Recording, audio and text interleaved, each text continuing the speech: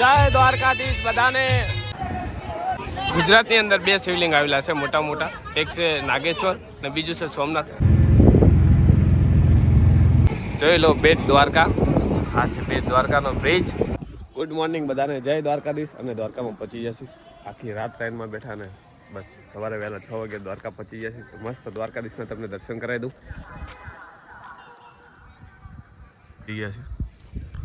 હવે જઈશું મંદિર।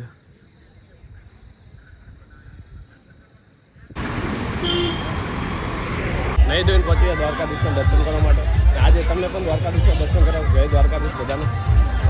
અને લાઈન જો ખાલી ઠેઠ આગળ લગી લાઈન છે દ્વારકાધીશના દર્શન કરવાની। અને દ્વારકાધીશના ધજાના પણ પહેલાં દર્શન કરી લો। જય દ્વારકાધીશ, જય દ્વારકાધીશ બધાને। દ્વારકાધીશના મસ્ત દર્શન કરી લો। અને લાઈન જો ખાલી અહીંથી 56 પગથિયાની લાઈન છે આ લાંબી, અને આગળ ઠેઠ લગી 56 પગથિયાની લાઈન છે, 2 થી 3 કિલોમીટરની। જય દ્વારકાધીશ।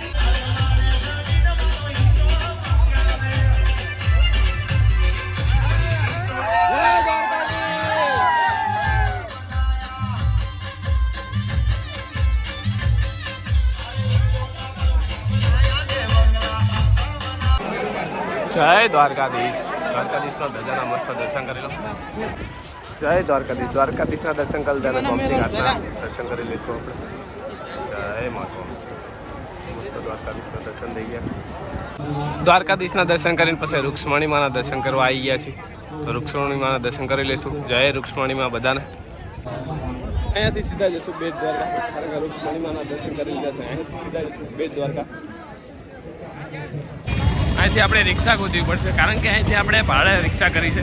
કારણ કે સ્પેશિયલ રિક્ષા કરો તો બેટ દ્વારકા જવાય છે, નહીંતર છૂટક ભાડામાં તો વધારે થઈ જાય। એટલે સ્પેશિયલ રિક્ષા કરી છે અને અહીંથી સીધા જઈશું બેટ દ્વારકા। જય દ્વારકાધીશ બધાને। ગુજરાતની અંદર બે મોટા મોટા શિવલિંગ આવેલા છે, એક સોમનાથ અને બીજું નાગેશ્વર મહાદેવ। તો મહાદેવના તમને મસ્ત દર્શન કરાવી દઉં। આ છે નાગેશ્વર મહાદેવનું મંદિર। મસ્ત મહાદેવના તમને દર્શન કરાવું અંદર જઈને। હર હર મહાદેવ, શંકર।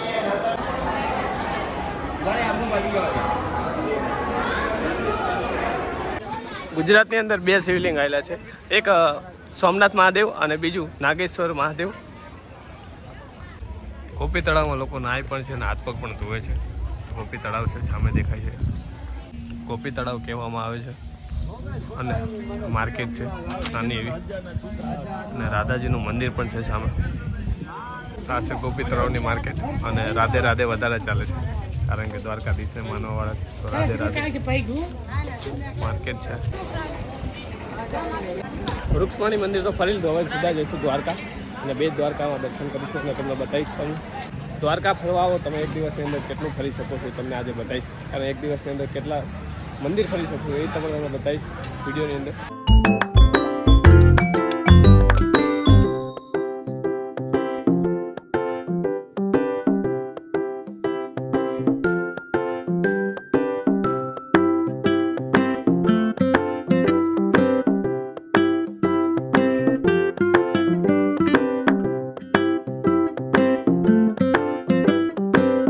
જોઈ લો બેટ દ્વારકા, આ છે બેટ દ્વારકાનો બ્રિજ અને છે દરિયો ઓર બીચ વાળા। જય દ્વારકાધીશ। મસ્ત વ્યૂ છે દરિયાનો, ખાલી જો જય દ્વારકાધીશ। આ છે બ્રિજ, બેટ દ્વારકાનો બ્રિજ છે। બેટ દ્વારકાની અંદર દર્શન થઈ ગયા છે, પણ મોબાઈલ અંદર અલાઉડ નથી। ભીડ કેટલી છે જો ખાલી, આગળ કેટલી બધી ભીડ છે। અહીંથી એન્ટ્રી છે પણ અંદર મોબાઈલ અલાઉડ નથી। આ બેટ દ્વારકાની માર્કેટ છે, આ તમે જોઈ શકો છો બેટ દ્વારકાની માર્કેટ છે, પણ બેટ દ્વારકાની અંદર કેમેરા અલાઉડ નથી, એટલે તમને દર્શન ના કરાવી શકે। તમને બહારથી દર્શન કરાવી બેટ દ્વારકાની। બેટ દ્વારકાની અંદર બહુ ભીડ છે, ખાલી જો તમે, કારણ કે આજે હોળી પણ છે, એટલે હોળીની બહુ ભીડ છે। બેટ દ્વારકા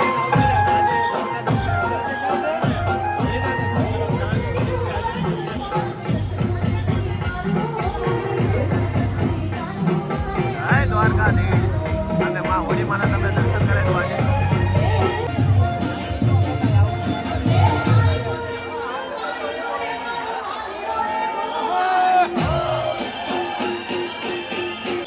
દ્વારકાની હોળીમાં જય હોળીમાં દ્વારકાધીશ જય દ્વારકાધીશ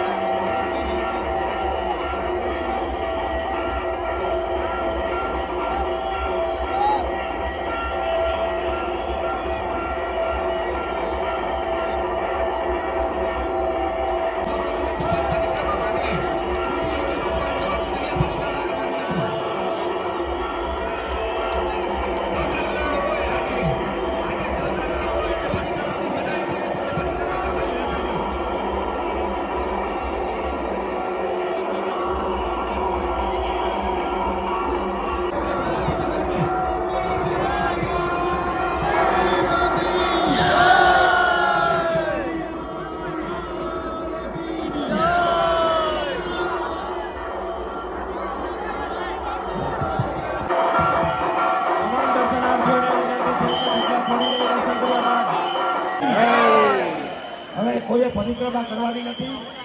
પરિક્રમા કોરોના કાળ પછી આ હોળીમાં એ સાધુ સાહેબ આપી ગયા.